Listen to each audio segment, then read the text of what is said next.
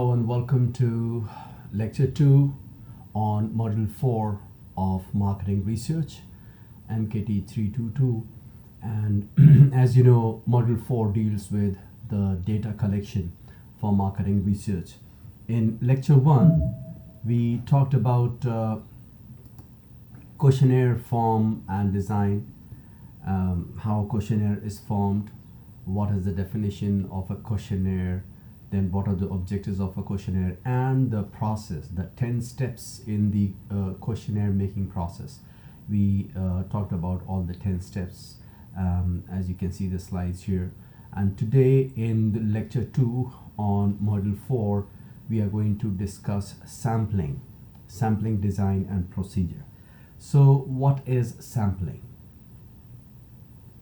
So sampling is basically, you have an entire population. It is not possible to, interview everyone or include everyone in the entire population to conduct a survey. So what we do is we pick some people from the target population. Target population means the population that is relevant to our research. Their responses make a difference to the findings of my research. So we are going to handpick some people from an entire population and use that as a sample. What should I say? I think sample is I don't know, in Arabic apparently I knew the word, but so we pick some people from the entire population and as a representative of that population, and we call that a sample. So as the definition here says, sampling is concerned with the selection of a subset of individuals from within a population to estimate characteristics of the whole population. So what you're doing, you're selecting a subset. Yani a smaller group of people from an entire population, and they have the same characteristics as the entire population. So this is called sampling. Sampling design process. How do you make the sample? How do you decide on the sample? So here are 5 steps as given on the slide. Sampling design process. Number 1, you have to define the target population. Any person cannot be a respondent for your research, so you have to see who is the target, what is the target population for your research, and you are going to basically focus on that. Then you have to determine the sampling frame. If you can see my cursor, step number 2 is you have to determine the sampling frame. Sampling frame means this is an indication of what kind of a target population you have. So a sampling frame, you can use maybe a telephone directory to pick people from, or maybe a set of colleges, so basically the frame, what sampling frame you're going to use. We are going to discuss these. And then sampling techniques. There are different types of sampling techniques. We are going to talk about those in this lecture today. Then you also have to determine the sample size, and then at the end you have to execute the sampling process. So we said that we have to determine the population, target population. So what is a population, first of all? So population for your research, for your survey, it is a set of all the objects. It is a set of all the objects that have some common set of characteristics with respect to the marketing research problem. You are conducting a marketing research and you are going to interview some people and conduct a survey and conduct a research on them. So those people are going to have common characteristics, and you want to know their attitude, their behavior, their thinking to get the findings and answers for your research problem. So that set of population that has common set of characteristics and it is relevant to your marketing research problem, so that is defined as a population. Now all the respondents in the population are asked. If you are including absolutely everyone in that entire population, then it is called a census. Okay, When you are including everyone, you're not leaving out, you're not taking a sample. When you're including everyone in a given population for conducting your research, for getting the information that you require, then it is called census, as my cursor is here. So this is when you're including everyone, every respondent in a population, it is called census, right? And then what is sampling? Sampling is when you are selecting a small group of people from this entire population, or a selection of a subset of individuals from within a population to estimate the characteristics of the whole population. So you you choose some people from a given population, and then you conduct a research on them, and then you say this is the behavior of the entire population, because those people that you have chosen, they are the representatives of that population. So that is sampling. What are the sampling fundamentals? If we talk about the census, when is census appropriate? When do you conduct a census? Census we conduct when the population size is not very big, it is quite small. Then we can afford to include absolutely everyone in the population. Number two is information is needed from every individual. If your research requires that you need information from each and every individual in the population. For example, recently in Yambu, the government of Saudi Arabia conducted the population census. A gentleman came from the ministry, and he came to my house also, and he knocked my door and he asked me how many people are living with you, how many kids you have, does your wife stay with you here, and all those things. And he went to each and every house in my building, and he went to each and every person. So he is basically collecting information on how many people, how many kids, how many women, how many expats are living in Yambu. So he was conducting this survey. So this information for population is required from each and every individual in the city. So this is called census, when you need information from every individual in the population. Also, we conduct census if the cost of making an incorrect decision is very high. Yani population is an important information. A lot of marketers, they see what is the population of the city. A lot of business people, they see what is the population of Yambu. But so if the information about the population is not correct, then it is going to be a very expensive mistake. Okay, so the cost of an incorrect decision will be very high. That is why when such a thing is there, then you try to interview or include every person in that population for your survey. So this is census. And sampling errors are, if the sampling errors are high, then you conduct census. When is sampling appropriate? The sampling is appropriate when the population size is very big, very large. If the population size is very large, you cannot interview everyone. Then you would like to save time and money, and you take some representatives, or people who kind of represent that entire population. So you are going to conduct sampling. Number two, if the cost and time that you require for your research is very high, yani you don't have enough time, the cost will be very high if you interview everyone, so you will resort to sampling. So you decide to do sampling if the cost and time for collecting the information is very high. Also, when you need to make quick decisions, then you cannot afford to interview everyone in the population. You cannot afford to go for census. Then you're going to do sampling study. And also, if you want to increase the quality of the responses, yani if you want to really get detailed information from people in a target population, then you're going to conduct sampling. You're going to do sampling and interview fewer people, because if you're interviewing fewer people, the quality of information that you get is very high, because you're able to concentrate on each and every person that you interview. Then you also have to see if the population that you're dealing with is homogeneous, yani they have similar characteristics. If they have similar characteristics, it is easy to do the sampling and you can handpick a few people who will and conduct a research on them, and whatever the findings are there, whatever is the result of that research, you can say that this holds good for the entire population that you have chosen the elements from. Also, if census is impossible, if you cannot conduct census, then obviously the only choice you have is to do sampling.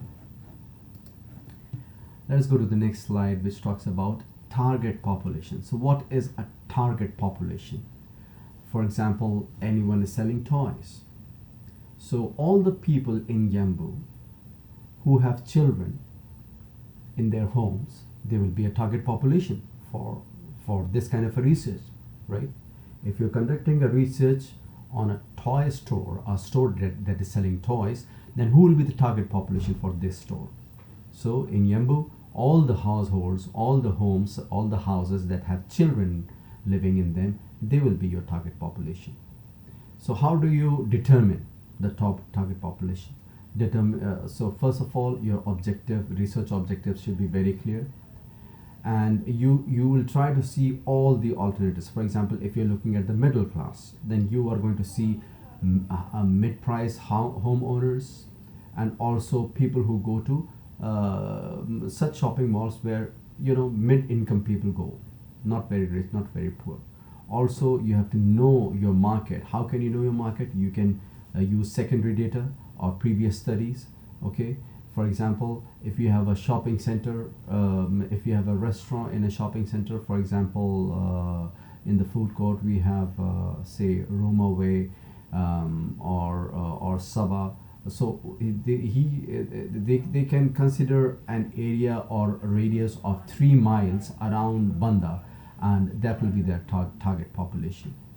So its target population will be living in an area of 3 mile radius. Also consider the appropriate sampling units, individuals, families. What will be your sampling unit? Will it be individuals or will it be families? So you have to decide on that also. Also, you have to clarify, you have to mention who are the people that you're not going to include, who are the people that you're going to exclude. Okay, and it should be reproducible. For example, a population of all households in Yambo Sanaya in Haya Jabriya area on 21st of March 2020, which is today.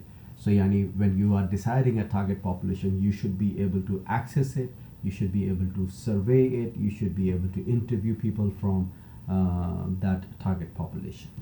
It should be reproducible.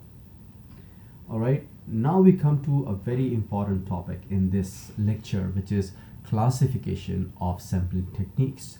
There are many different types of sampling techniques that we are going to talk about today. So majorly there are 2 types of sampling techniques. One is non-probability and one is probability sampling technique. Non-probability, according to this flowchart, as you can see here on the screen, we have 4 types of non-probability sampling techniques. Number 1 is convenience sampling. We're going to see each of these in detail now. So non-probability techniques, these are convenience sampling, judgmental sampling, quota sampling, and snowball sampling. The other major type of sampling technique is probability sampling. Probability sampling has 5 types of sampling techniques. So probability means it has these simple random sampling, systematic sampling, stratified sampling, cluster sampling, and multi-stage sampling. And in other sampling techniques, we are going to talk about multi-stage sampling.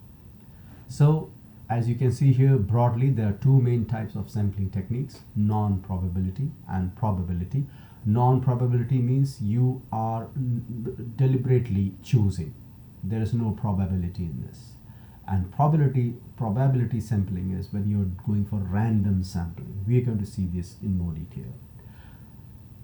So 2 main types of sampling techniques: probability sampling and non-probability sampling. Now, what is non-probability sampling? The first form of sampling technique, major sampling technique, is non-probability sampling. So as the name suggests, it is non-probable. Yani you are not doing probable things. Yani something which is probable. No, you are going for sure short things. Means when you're deliberately choosing your elements, when you're deliberately choosing the people, when you know you're not taking a chance, you're not randomly selecting, when you are deliberately selecting on the basis of your knowledge and your experience, you know that these are the people who are going to matter to my research. So when you're doing it in a conscious manner, then it is called non-probable sampling.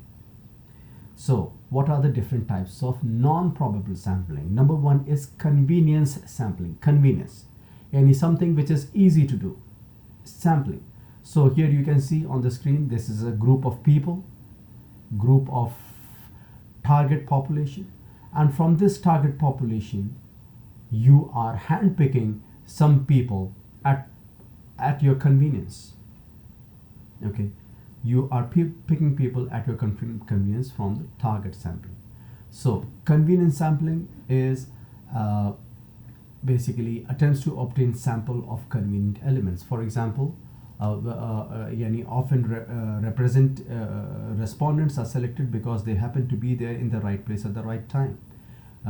So basically you are choosing people at your convenience. Okay, yani you go to a market, say for example you go to Banda and you find people there and you interview them, you ask them questions, you ask them to fill a questionnaire. So it was convenient, you were free in the evening and you just went to Banda and you found some people there, say 10, 20, 30, 40, 50 people you interviewed one evening. Next day again you went to maybe Banda, or you went to some other mall in Balad, and there you also interviewed 20, 30, 40 people, and in a matter of say 2, 3, 4 days you collect information from say a total of 100 respondents or 200 respondents. So you went to these malls at your convenience when it was easy for you. So this is called convenience sampling. You go to the market and you are picking, so you're just meeting some people and interviewing them. So you are not qualifying them. I mean, they're not qualified respondents. It is just anyone that you are just at your convenience picking. For example, you can interview the students at the kulliya. Okay, you can just meet some students in the kulliya and you're just interviewing them or conducting a survey with them. Okay, or you just go to a mall, as I said, and here on the screen it is given that you just meet some people. This is called intercept interviewers. You stop people and just ask them some questions. Okay, or just people in the street, you go to them and you ask them questions. So this is called convenience sampling. Number two is judgmental sampling, non-probability judgmental sampling. What do you mean by judgmental sampling? Here you are using your judgment. You're not just picking anyone. You're not picking just anyone. Okay, you're using your judgment. You are selecting people by their characteristics. Okay, so as you can see here, this population is given. This group of target population is given, and from this population you are picking a certain type of people. Okay, certain type of people.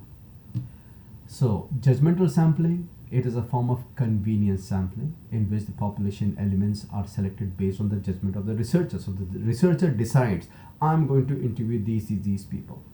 Okay, for example, if I want to know what is the effect of anger, anger on my health. What is the effect of anger on my health? So what will I do? I am going to interview people who get angry easily and see how is their health. So I am using my judgment to select people who get angry easily, and I'm going to conduct a research on them to know what is the effect of anger on my health. So what I'm doing, I'm sampling, I'm picking people who have a certain characteristic. So I'm using my judgment, I'm using my discretion to choose them. Okay, there are some examples here. Test marketers. Okay, then when you're test marketing, you are showing your product to a certain type of customers, the ones who could be your prospective customers. So you are choosing your customer. Who do you want to share? Who do you want to give us free sample to? Okay. Here is, if someone is doing an industrial marketing research, then you are choosing the purchase engineers. So because a purchase engineer, he will be able to tell you something about in the kind of products that they like to buy. And if you are selling industrial products, you are doing industrial marketing research, then you will be able to get more information from purchase engineer than from any XYZ person. Okay. So these are some examples here. Next one is quota sampling. Quota. What is quota? Quota means that, for example, quota is basically a select group. For example, we have this population here, okay, and from this population you have chosen a certain type of people. The quota, people who are above 50.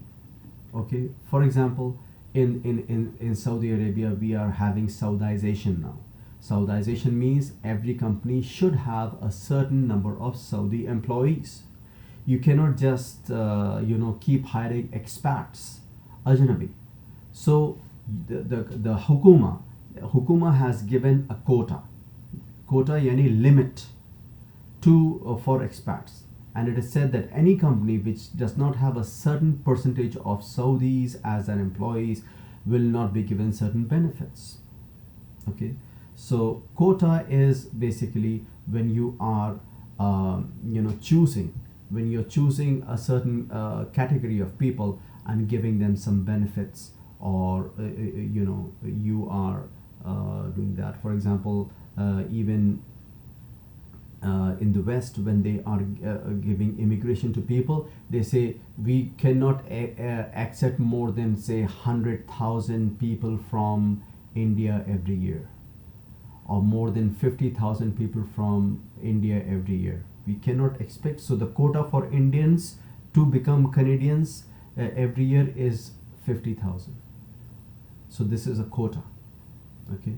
So quota may be viewed as it is a form of judgmental sampling, but in two stages. Judgmental sampling in two stages. Judgmental sampling is what? When we are using our discretion, our judgment to handpick our respondents. So we are saying that it is a form of judgmental, restricted judgmental sampling in two stages. Stage number one is you make a category, control category or quota from the target population, and number two, you are going to select people. Sample elements are selected based on the convenience or judgment, and from there, at convenience and according to your judgment, you are going to handpick people. As this example is given here. For example, in Yambu, if there are 52% women, and you are giving a certain kind of a quota, you're giving a reservation to them, you're giving any benefits to them. For example, you are saying that women in Kulliya Jamia, they will have a quota, which means that for admission, at least you are going to allow 52 women to take admission in Kulliya Jamia out of every 100. So which means that you have decided a quota of 52% for women. Okay, so as is given here, 52, if let us say, for example, if we have 1,000 women, if we have 1,000 people in Yambu, out of 1,000 people, 520 are women and 480 are men, then for our sample, we are going to follow the same ratio, and we are going to pick 48 male and 52 female. This is quota sampling. Okay, you are deciding a quota of a certain number of people, and from that you are picking your respondents. Next type of the fourth type of non-probability sampling is called snowball sampling. So what is snowball sampling? Snowball sampling is when you are interviewing a certain select group of people, and after you interview them, you ask them, okay, can you suggest us some more people like you? And they are going to tell, okay, yes, there is one more, there are some friends of mine who are also engineers, who are also accountants, and they can give their address and phone number to me, and I can go and interview those people. And then from those people also I can say, excuse me, can you please suggest me some more names like you, because I don't know anyone here in Yambu, and if you tell me some more respondents, I will go and interview them also.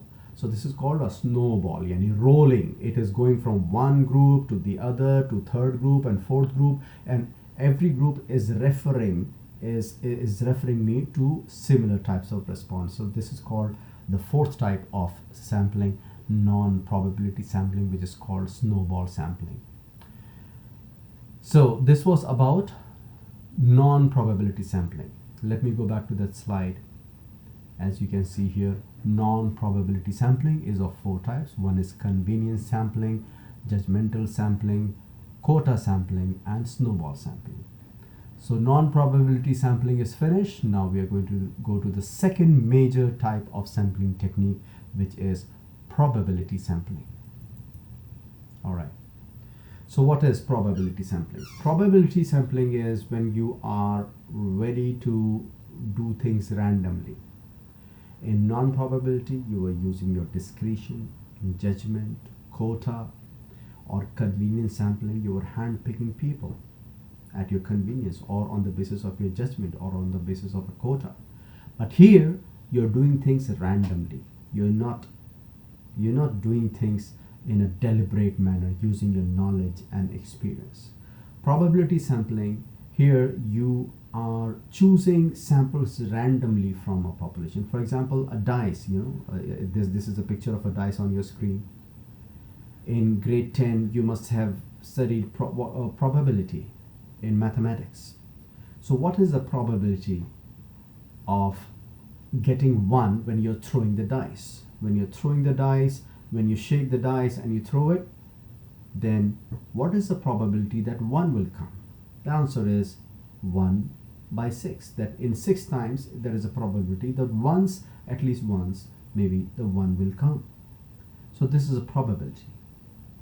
So probability is very much connected to randomization. So probability sampling is about randomization, doing things randomly, not in a systematic manner. So probability sampling deals with choosing sample randomly from the population. And in probability sampling, all population members, everyone in the population has an equal chance of getting selected. Okay. So what are the types of probability sampling? Number one is simple random sampling. Simple random sampling means you put everything like a lucky draw. You put all the slips in a bowl and you close your eyes and you pick out a name. This is random. You're not doing anything systematically. You're just putting all the chits in a bowl, and you're looking away and you're closing your eyes and you're just picking out a name and you're saying, okay, whose name is this? Okay, this guy gets a car. So this is random sampling. Simple random sampling is each element in the population has an equal chance of getting selected. Okay, so like I told you, the example of a lucky draw. So everyone has every individual has an independent, no one is dependent on the other. Everyone is treated the same and anyone can be picked at random. For example, if I want to do a research on the stress level of exams on college students in Yambu. If I want to do a research on the stress level of exams on the students of college students in Yambu. So if there are 10 colleges, but I don't have time to go to every college, what I'm going to do is I'm going to take the list of all the 10 list of students of all the 10 colleges. Okay, and I'm going to choose some students from each college. Just I'm randomly choosing some people. There is no system in that. So this is simple random sampling. You take the list of all the students from the 10 colleges in Yambu and you handpick, just just you are at random, you're just picking anyone. This is called simple random sampling. Number two is systematic random sampling. And a systematic random sampling, again, this is at random. As you can see here, these are students: 1 2 3 4 5 6 7 8 9 students. Now from so what I can do is systematic random sampling. I can take the list of all the colleges in Yambu, and alphabetically I can arrange their names of the students, and I'm picking every 10th student, every 20th student, every 10th student, 20th student, 30th student, 40th student, 50th student. So what I'm doing, I have decided a margin of 10, and I'm picking every 10th, 20th, 30th, 40th, 50th, 60th, or nth. Yani I have decided that this is the jump, or this is the margin that I'm going to take. So this is called systematic random sampling. What am I doing? If I'm choosing students from the 10 colleges in Yambu, I'm taking the list of all the students alphabetically from the 10 colleges in Yambu, and I'm picking every 10th, 20th, 30th, 40th, 50th, 60th, this kind of students. So this is called systematic random sampling. I decide a margin, nth. So as you can see here in this picture, this person is picking every third student. He doesn't take 1, 2, but he picks a third student. Then 4th, 5th, picks a 6th student. 7th, 8th, picks a 9th student. So this is systematic random sampling. Okay. So the sample is chosen by selecting a random starting point and then picking every nth element in succession from the sampling frame. And this is the example that I just told you. Next one is stratified sample sampling. Stratified sampling. Stratified, what do you mean by stratify? Stratify means to classify, means to arrange. As you can see, this is stratified random sampling. This is the target population, and from here we are making some groups, classify, arranging some groups. Okay. And when you're doing that, you are making sure that from the target population a range of elements is there, but they all have the characteristics that you are looking for. Okay. In stratified sampling, the sample that we choose is forced to contain units from each of the segments or strata of the population. Yani the group that you will make, it will have a representative from each class of this target population. Okay. This it is a major objective of stratified sampling is to increase precision without increasing cost. So precision, why the precision is there, why accuracy is there? Because every group that you're picking, you have you're including every type of member from the target population. Okay. For example, in the if we follow the same example, if I'm studying the stress level amongst these college students in Yambu, what I'm going to do is I'm going to take the list of all the students in the colleges in Yambu. For example, if there are 20 students, 20,000 students in all the colleges in Yambu, this is a homogeneous group. Homogeneous group means they all have similar characteristics, and from this I'm going to make 20 groups from out of the 20,000 students of all the, and from these 20 groups I'm going to randomly pick some students. from the 20 groups that I make.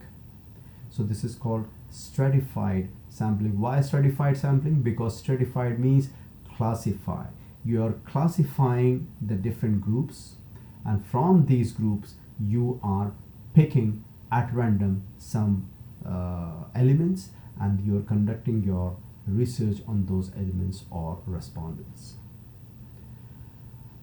Next one is cluster sampling. Cluster sampling. Cluster is again a group, but here you're not making many groups. What are you doing? You are just choosing a kind of a group which already represents the target population, like in the case of colleges in Yambu. If I say there are 10 colleges in Yambu, I'm picking one group which is a representative of the entire population. So what is that one group? For example, I choose 4 colleges. Out of 10 colleges, I choose 4 colleges or 3 colleges. And from these 3 colleges, I am picking randomly some students and conducting my research on those students. What I'm doing, I am taking a group which is a cluster. I'm taking a group of cluster which is already available. Okay, I'm not making a group like in stratified sampling. So probability sampling, cluster sampling, what is it? It involves dividing population into subgroups. You divide the population into subgroups, and random sample of subgroups cluster is selected, and all members of subgroups are interviewed. It is very cost effective and useful when subgroups can be identified that are representative of the entire population. Yani, there is a subgroup like any college is a representative of all the students in the who go to college in Yambu. So if you pick any college and just pick some students from there and conduct a research on them, then you can say that all the students in Yambu behave like this. My research shows that this is good for all the students in Yambu. So this is called cluster sampling, as example given here. In this, you choose a naturally existing cluster. Okay, the college is a naturally existing cluster or group which is already a representative of the target population that we are researching on. And from these, say 2-3 colleges, you can randomly pick some students and conduct a research on them. Okay. And the last one is multi-stage sampling. Multi-stage, when there are different stages involved in that. For example, when multi-stage random sampling is when I randomly choose clusters, and from those clusters I randomly choose students. Okay, so this is I am choosing more than one cluster, different types of clusters I'm choosing, different types of groups I'm choosing, and I'm picking students from those clusters. I randomly pick sorry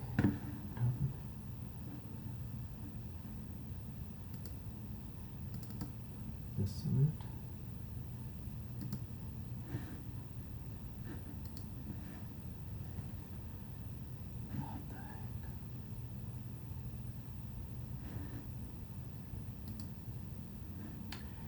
Okay, sorry, the screen went off, so I'm back.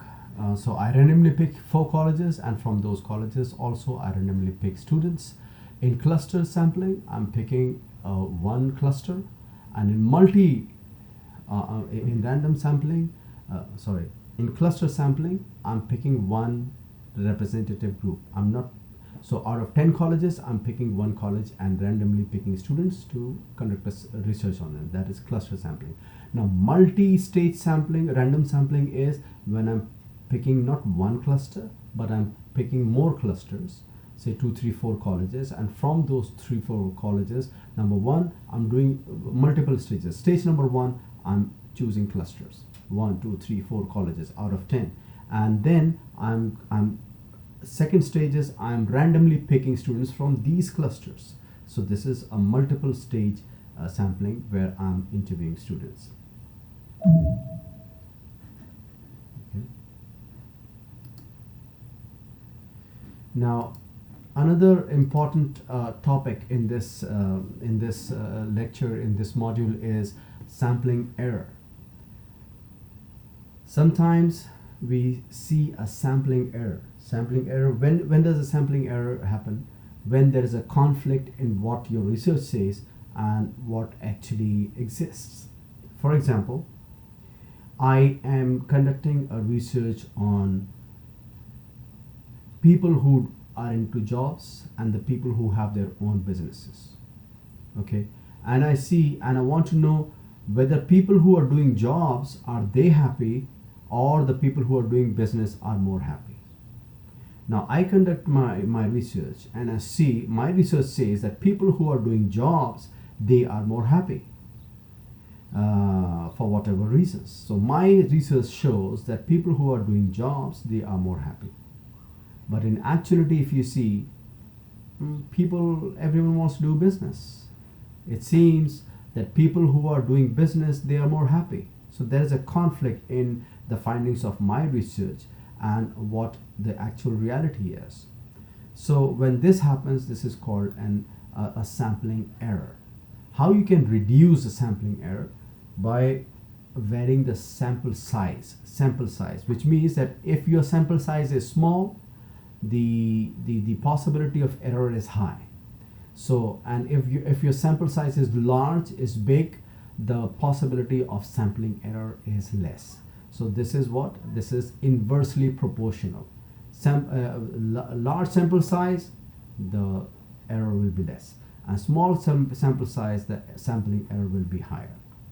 Okay, so that brings us to the end of this module, which talked about data collection. How can we collect data by using questionnaires and forms, how questionnaires are formed, what are the objectives of a questionnaire, what are the 10 steps involved in making a questionnaire. And also we talked about sampling, what is sampling, and what is the purpose of sampling, and what are the different techniques of sampling, non-probability sampling and probability sampling. Thank you so much. If you have any questions, you can mail me, and we are going to meet in the online interactive class on Zoom, where you can ask questions, and we are going to discuss it further. Thank you so much.